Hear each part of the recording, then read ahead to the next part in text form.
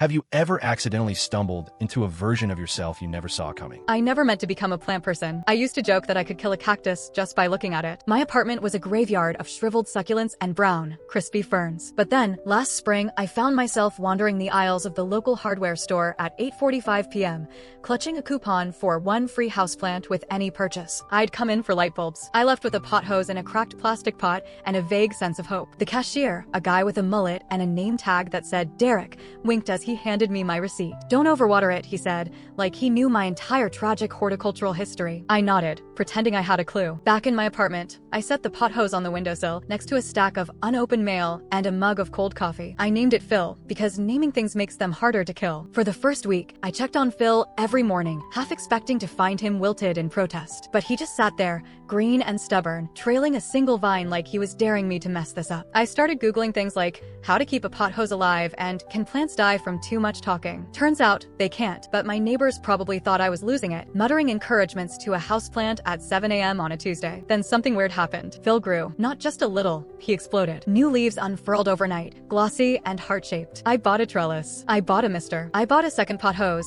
then a snake plant, then a peace lily that looked like it had seen better days. My windowsill turned into a jungle. My friends started calling me Plant Dad in group chats. It wasn't just about the plants, though. Watering them became a ritual, a reason to get out of bed on days when the world felt heavy and gray. I started noticing things I'd never paid attention to before. The way sunlight shifted across the floor, the smell of damp soil, the tiny new shoots poking out of the dirt. I even started sleeping better, maybe because my apartment finally felt alive, or maybe because I was too tired from lugging bags of potting mix up 3 flights of stairs. One Saturday, I found a wilted monstera on the curb outside my building, abandoned next to a broken lamp and a box of old VHS tapes. I dragged it upstairs, trimmed the dead leaves, and whispered, "You're safe now." 3 months later, it sprouted a new leaf, big and glossy and full of holes like Swiss cheese. I sent a picture to my mom. She replied, "You always did have a soft spot for lost causes." Now, my apartment is a jungle, and I'm the unlikely caretaker. I still kill the occasional fern, but I've learned that growth is messy, survival is stubborn, and sometimes the best things in life are the ones you never meant to find.